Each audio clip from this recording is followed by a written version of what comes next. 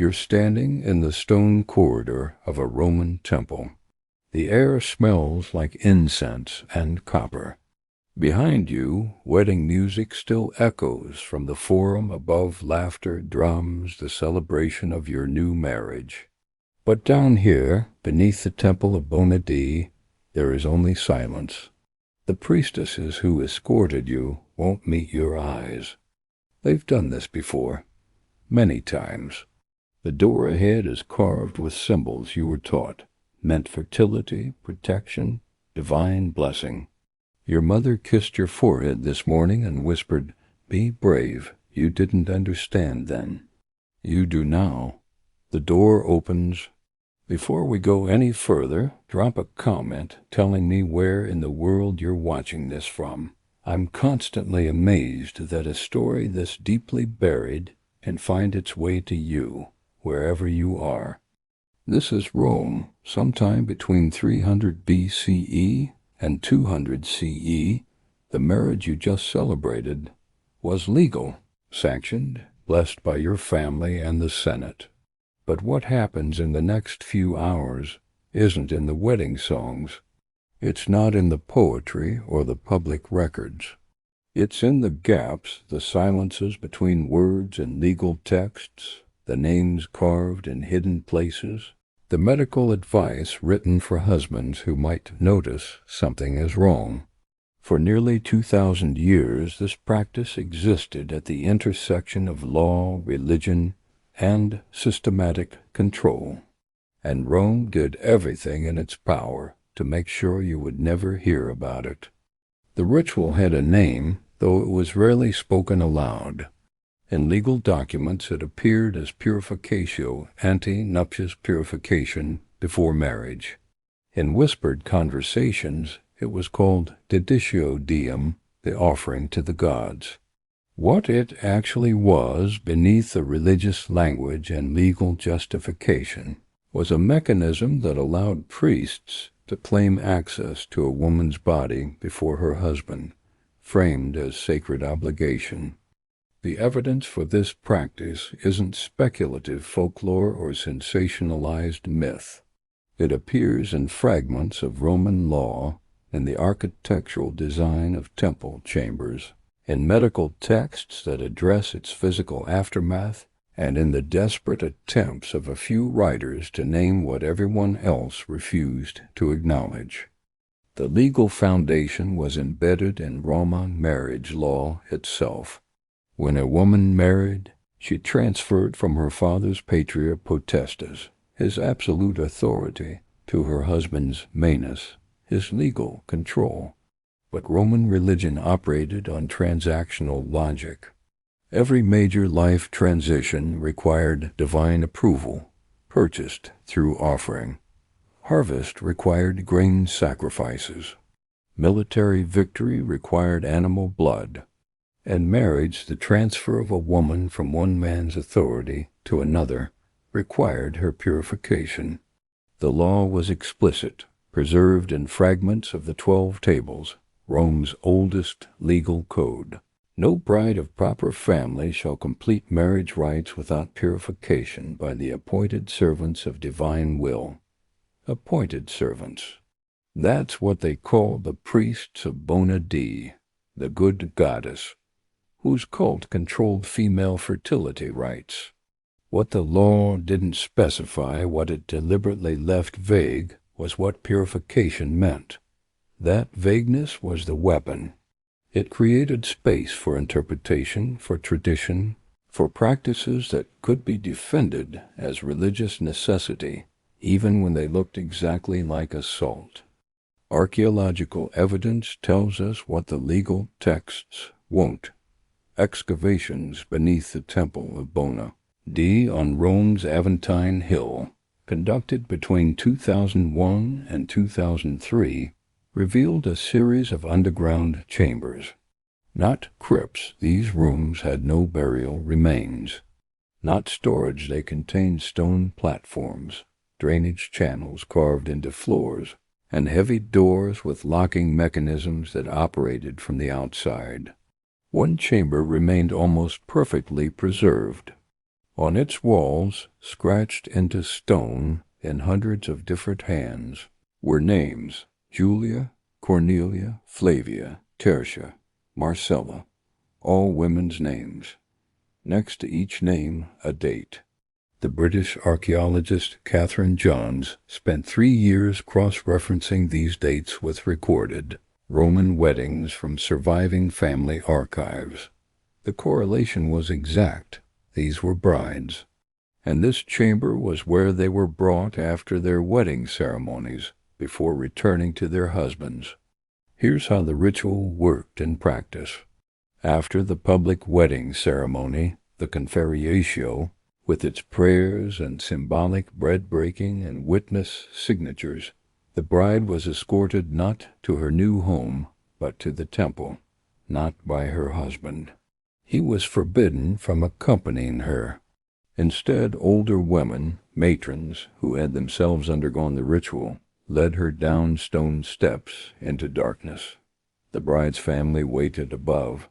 Her husband waited at home, and in the chamber beneath the temple, priests of Bona Dea performed what they called purification. The only detailed description that survives comes from the philosopher Lucretius, writing around 50 BCE in a passage that medieval monks tried to erase from every manuscript they copied.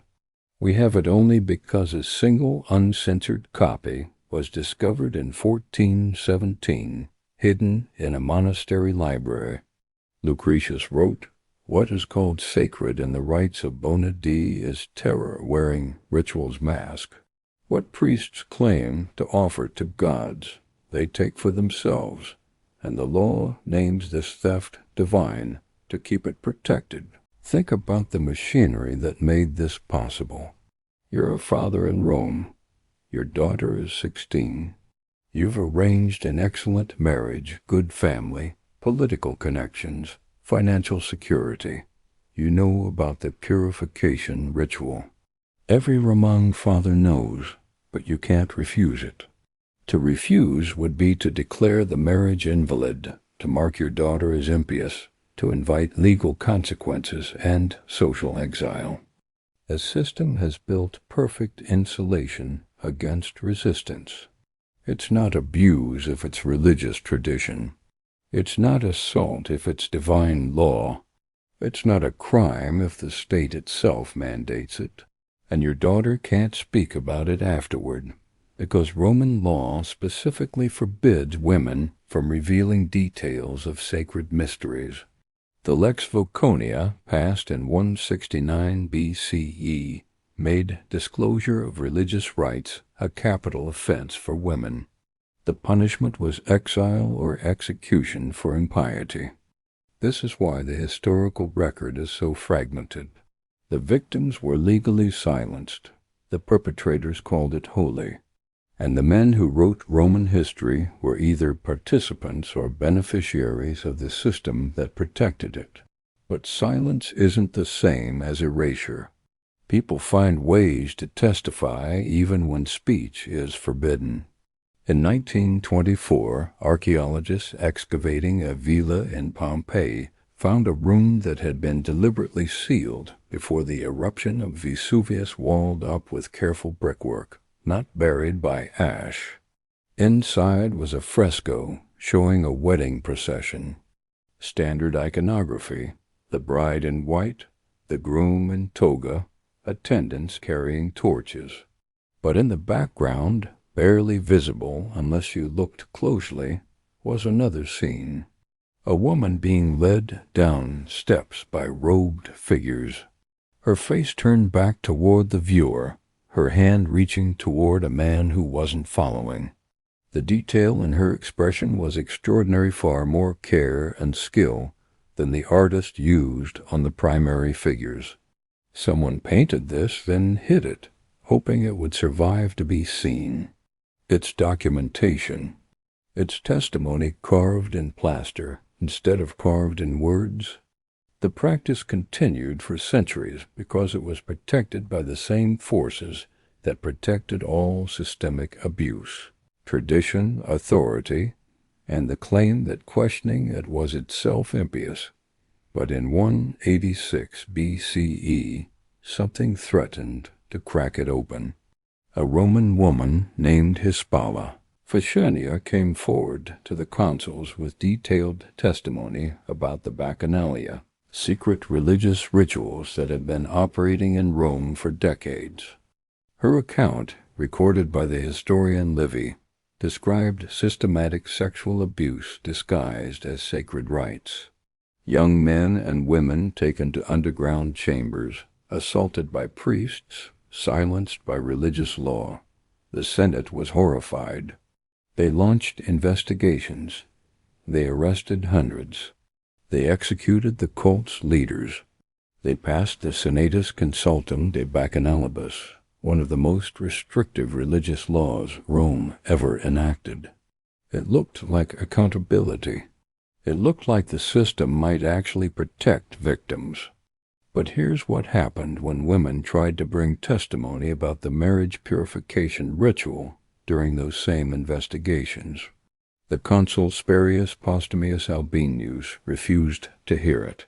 According to Livy's account, he declared, "The Bacchanalia are foreign corruptions brought from Greece, but the rites of bona dea are Roman tradition, practiced by our ancestors. We do not investigate tradition. That's the line that protects abuse across centuries and cultures. We do not investigate tradition.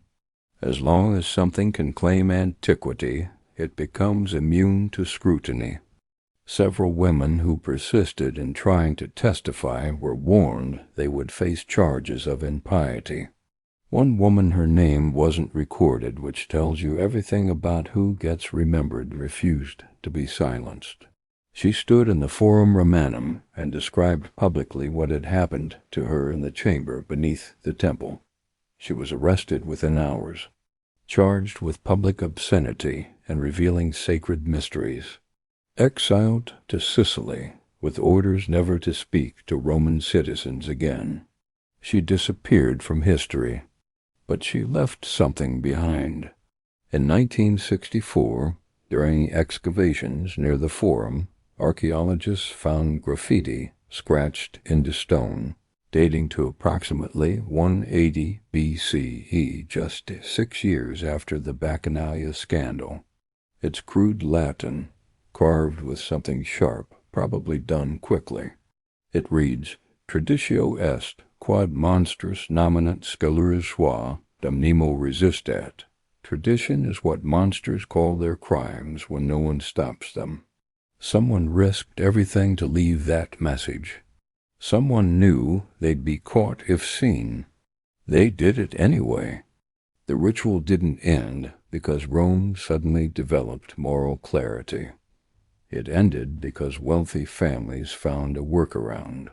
By 100 BCE, elite Roman families began paying enormous bribes to have their daughters undergo symbolic purification instead of ceremony performed in public temple spaces, with witnesses, without the chamber, without the assault.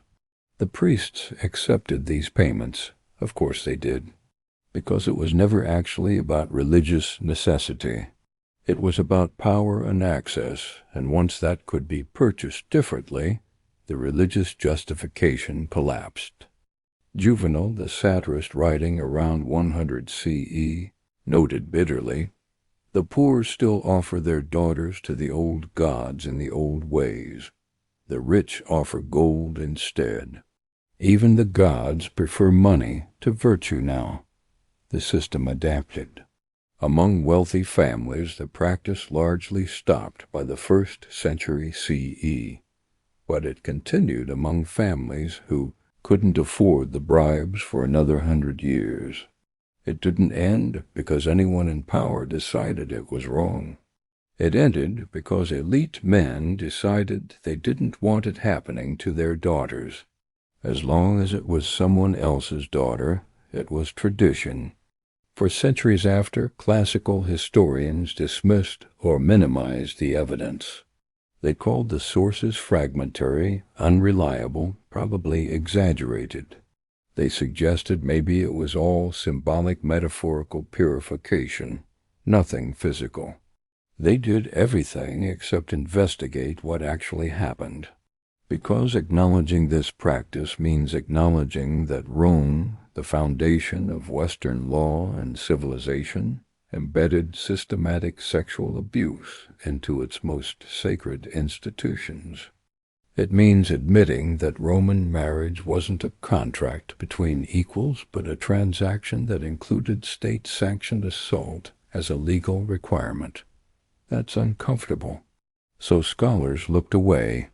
But in the last 20 years, new archaeological evidence and new frameworks for analyzing historical abuse have made it impossible to ignore. The chambers are real. The inscriptions are real. The legal texts are real. The names carved in stone are real. In 2018, a team from the American Academy in Rome published a comprehensive analysis of all available evidence. Their conclusion, in careful academic language, the evidence strongly suggests that premarital purification rituals in Roman culture included sexual contact between brides and religious authorities, systematized through legal and social structures that prevented resistance or accountability. That's the language scholars use when the truth is too brutal to state plainly. What it means is, this happened. It was systematic. It was protected by law. It was evil. But here's what survives alongside the evil: the resistance. The woman who stood in the forum, knowing it would destroy her, the artist who painted the hidden fresco, the person who scratched graffiti into stone in the heart of Roman power, the families who paid bribes, who broke tradition, who decided their daughter's safety mattered more than religious custom, the historians who preserved fragments of truth even when the system demanded silence. These people couldn't stop the machine, but they documented it. They left evidence. They refused complete erasure. 2,000 years later, we're finding their messages. We're reading their warnings. We're hearing their resistance. Stand in Rome today and visit the ruins of the Temple of Bona Dea on the Aventine Hill. Above ground it looks harmless, picturesque even. Broken columns catching the sun. Scattered stones half swallowed by grass. Fragments of walls tourists photograph without knowing what they're standing on. Rome is full of ruins like this, and most of them feel distant, abstract, safely dead.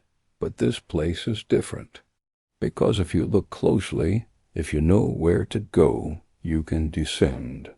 Below the surface, beneath the polite archaeology and the curated plaques, there are chambers that don't feel ancient in the comforting way history usually does. The air changes. The walls narrow, sound dulls, and carved into the stone, uneven, hurried, sometimes overlapping, you see them. Names, not titles, not dedications to gods or emperors. Names scratched by human hands with whatever tools they had, whenever they were alone long enough to do it. Julia, Cornelia, Flavia, Tertia, Lucia. Hundreds of them. These were not priestesses leaving formal inscriptions. They weren't honored initiates marking sacred rites. These were women whose families brought them here, believing or pretending to believe that this was holy. Women sworn to secrecy by law, by custom, by terror. Women who were not allowed to speak about what happened inside these walls. In Rome, silence was not just expected. It was enforced. To break it was to invite exile, punishment, or death. So they didn't speak. They carved. Not defiance. Defiance requires the belief that someone might listen. Not resistance. Resistance assumes the possibility of victory. This was something smaller, quieter, and far more desperate. A declaration stripped down to its most basic human form. I existed. I was here. This happened to me. That was all they could do. Leave proof that they had lived, that they had endured something unspeakable, and hope without any real reason to, that someday someone would find it. Someone who wasn't bound by Rome's laws. Someone who wouldn't benefit from Rome's lies. For nearly 2,000 years no one did. Rome's version of history was clean. Sacred rituals, ancient traditions, mysterious ceremonies that modern people simply couldn't understand. That explanation worked because it always does. Because power survives by calling its violence complex, its cruelty symbolic, its victims necessary. But stone is stubborn. And truth, when carved deep enough, waits.